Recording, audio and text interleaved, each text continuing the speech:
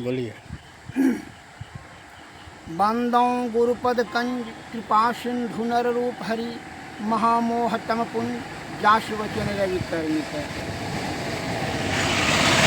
अपने देशवासियों को मेरा हार्दिक नमन।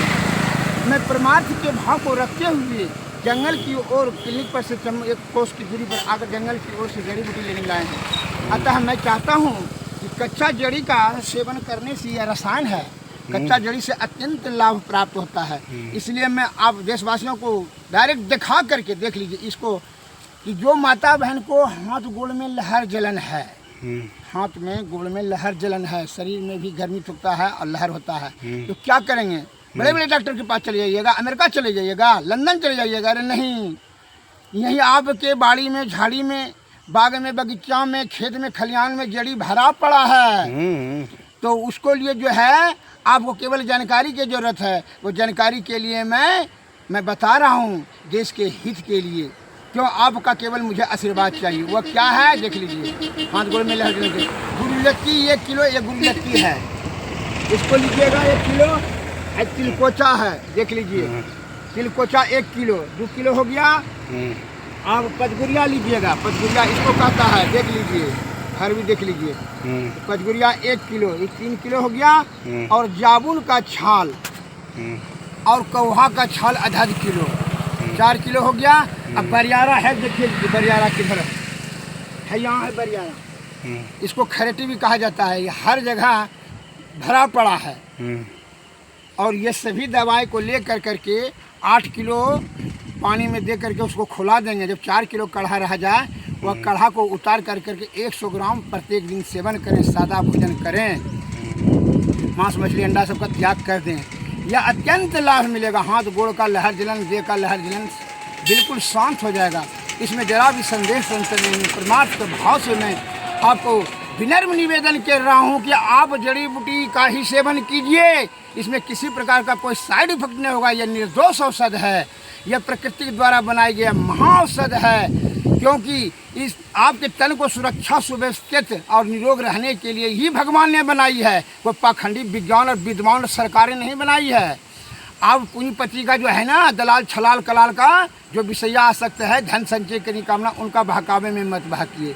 क्या जब से बहक रहे हैं तब से आयु कम होते जा रहा है, इम्यूनिटी पावर कम हो गया। नाना प्रकार का एंटीबायोटिक दवाई खा करके हमारा धात पतला हो गया, जो कि लिकोरिया हो गया, तो धुबेकारी हो गया। यह अनेक प्रकार के रोग से ग्रसित होते जा रहे हैं। ये हमारे देश के प्यारे सज्जनों, एक अंग्रेजी में कहावत है, everything melts before that internal radiance. जो परवल जिज्ञासु है उनकी सभी समस्याओं की समाधान अंतःकरण इंद्रियम है।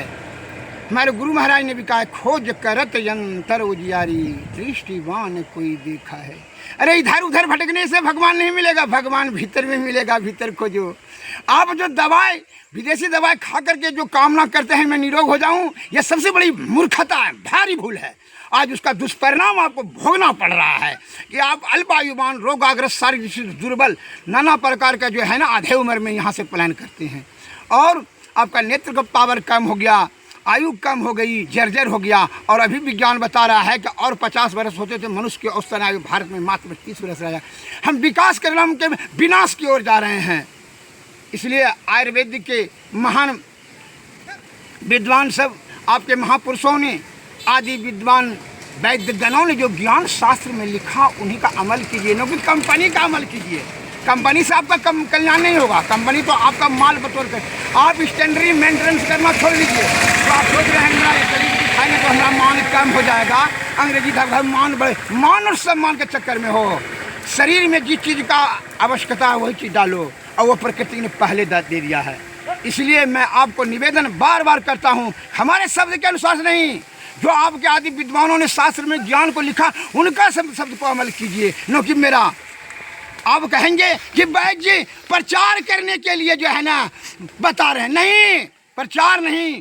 हमको देश के सज्जन से हमको बहुत स्नेह है, श्रद्धा है कि हमारा देश भविष्य विकास करे, आयुवान बने, दीर्घायुवान बने, स्वस्थवान बने, निरोगवान रही, हमारी हार्दिक कामना है।